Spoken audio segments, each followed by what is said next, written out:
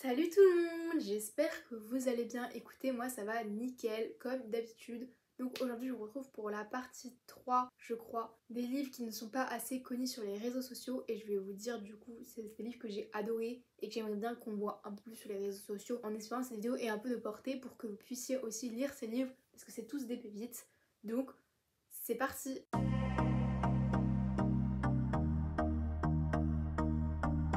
Du coup, on va commencer par le premier livre. Donc si vous connaissez un peu mon plan habituel, je vais commencer par ce livre parce qu'il fait un trou dans mon plan. Je sais pas si vous voyez, mais juste là. Si vous connaissez un peu mon plan d'habitude quand je filme, vous devez savoir duquel je vais parler. Donc c'est L'ombre des dieux de John Green aux éditions Léa. Donc c'est le tome 1 de la saga La confrérie du sang. Donc il y a le tome 2 qui est sorti. Je sais que je vais le lire. On va suivre 3 personnages, donc on a 3 points de vue. Donc on suit Orca, Varg et Elvar. En fait ce livre il est très dur à résumer, mais c'est une fantaisie adulte. Vous pouvez lire ce livre mais si vous avez déjà 18 ans ou plus, mais pas avant parce que c'est très violent et la fantaisie est très complexe. D'habitude je lis très vite et là j'ai vraiment lu à une lenteur, c'était assez impressionnant, mais j'ai vraiment adoré ce livre. Enfin, c'est un 4 étoiles si vous voulez savoir. Ça parle de dragons, la fantaisie elle est très épique, ça parle de vikings, les batailles et tout elles sont extrêmement bien et tout, mais je peux pas trop vous le résumer parce que c'est vrai qu'il est très dur à résumer. Moi je sais pas comment vous le résumer, mais vraiment je vous le conseille à 100% parce qu'il est très bien, mais si vous avez plus de 18 ans. Ensuite, bon, du coup, on peut prendre au hasard. Alors, je vais vous présenter du coup Maybe Another Life de Taylor Jenkins Reid. Donc, je suis désolée, c'est un livre qui n'est pas traduit, existe que en VO pour le moment, mais il est très simple en anglais si vous voulez le lire en anglais. Il parle de Anna. Bah, en fait, au début, on la suit dans une histoire tout à fait normale.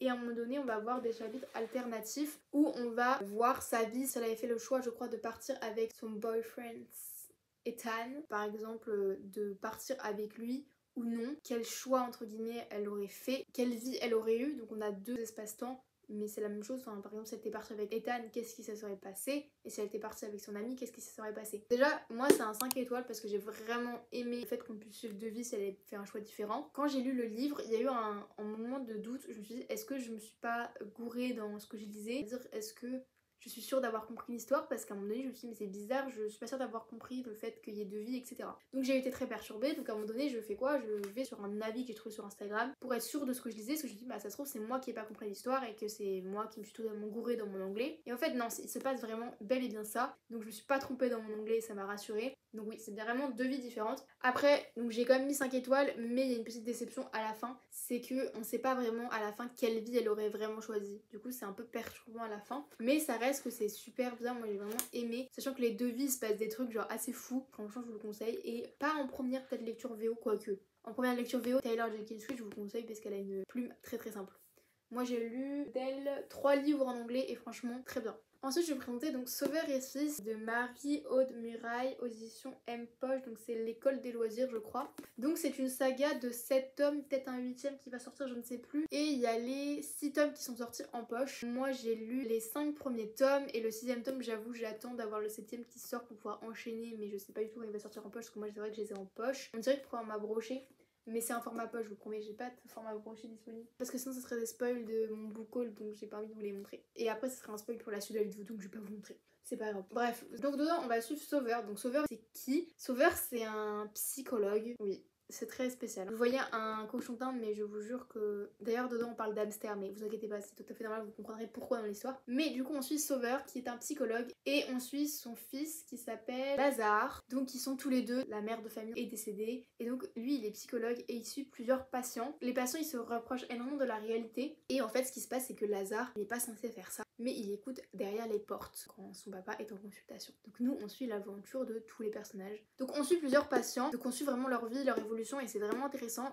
Dans le tome 2, c'est ça, il y a d'autres patients, etc. Et vraiment, ce livre, on n'en entend pas assez parler, peut-être parce qu'on dirait que c'est poche, parce qu'il a écrit l'école des loisirs, mais il est incroyable. Il y a des trigger warnings, je crois qu'ils sont même pas mis dedans. Je sais pas comment vous le résumer. Ce livre, il est incroyable. Enfin, cette saga est trop bien, vraiment.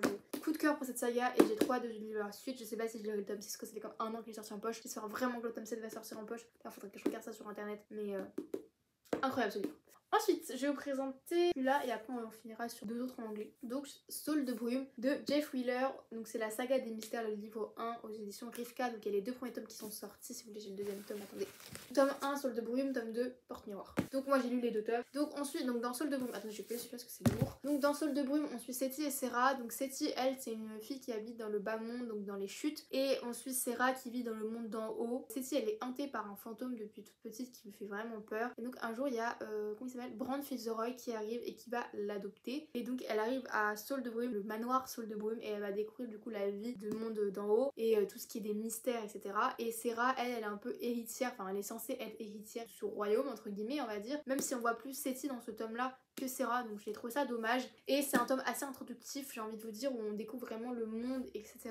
Et faut aimer les tomes introductifs, mais vraiment accrochez-vous à ce tome parce que dans le tome 2, du coup dans Porte Miroir, on voit beaucoup plus Serah et beaucoup moins Seti malheureusement. Mais il y a une intrigue politique qui se met en place et en fait le fait qu'on s'est déjà imprégné du monde dans Saule de brume, et bah du coup dans Porte Miroir, on se retrouve beaucoup mieux. Et du coup le monde il est plus du tout introduit et on est vraiment dans ce monde. Donc là on est dans une école et du coup on suit beaucoup plus la vie de Serah et l'intrigue politique du coup dedans. Donc, il y a plein de choses qui se passent, c'est trop bien. Là on est plus sur l'intrigue politique et là on est plus sur l'introductif, mais vraiment accrochez-vous parce que la suite elle est incroyable. J'ai trop hâte que le tome 3 il sorte, mais je pense pas avoir un bout de temps parce que lui le tome 1 il est sorti en décembre et lui il est sorti en juin, donc je sais pas trop quand le tome 3 va sortir. Trop hâte qu'il sorte, sachant que c'est une saga je crois de 5 tomes, donc voilà, et en plus ils sont trop beaux. Ensuite donc Sing Me to Sleep de Gaby Burton. Donc il existe aux éditions Rajo je crois, Sing Me to Sleep pareil, et je trouve qu'il est un peu connu comme sur la sphère BookTok, Booksta en UK et US, mais il est pas assez connu en France. En fait il est sorti et vraiment j'ai l'impression qu'il est passé dans l'ombre totale, mais il est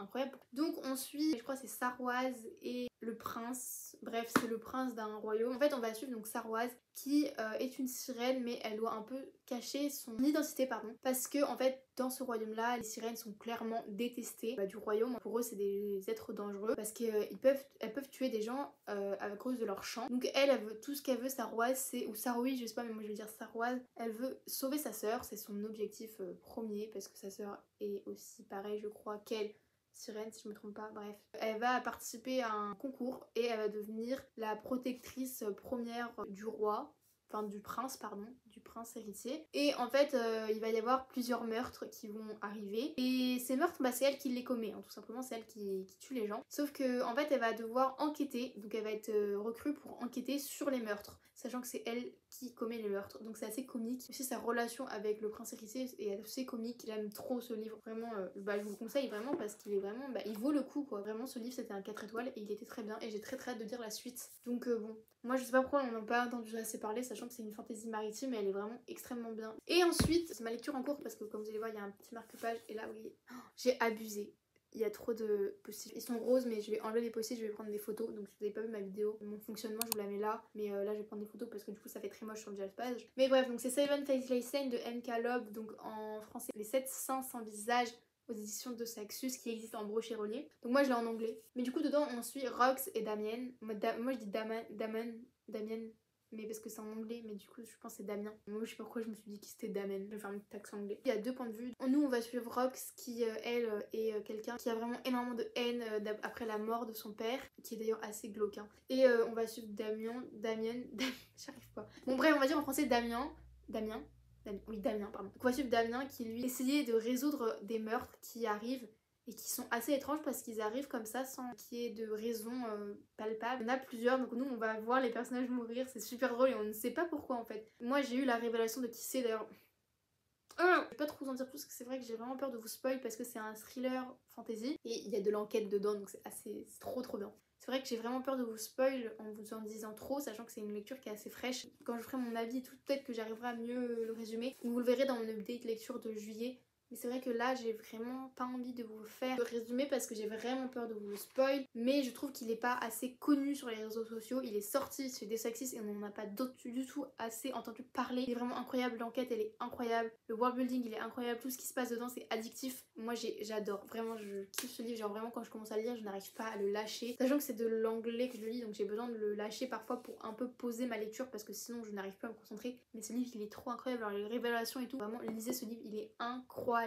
Je pense que ça va être un 4 ou un 5 étoiles, on verra bien, enfin coup de cœur du coup. On verra bien quand je l'aurai fini parce que j'attends d'avoir la suite, sachant que là je vais le finir après la vidéo parce que je suis à 336 pages et il y a 360 pages. Donc vraiment je le finis très très bientôt. J'espère que ces 6 recommandations là vous auront plu. Et si vous avez aimé cette vidéo, n'hésitez pas à la liker, à la commenter, donc à vous me dire si vous avez lu l'un de ces livres ou s'ils sont dans votre page, ils sont dans votre wishlist, ou si je vous ai donné envie de les lire. Et si je vous ai mis ces livres dans votre wishlist, je suis désolée. Non, je ne suis pas désolée parce que je veux que vous lisiez ces livres. Donc voilà, donc si vous avez aimé cette vidéo, n'hésitez pas à la liker, à vous abonner, à me suivre sur mon Instagram. D'ailleurs, il est dans ma bio. Dans ma bio, il y a mon Goodreads, mon Vinted et mon Instagram si vous voulez. Et sur ce, je vous dis à la prochaine. Salut!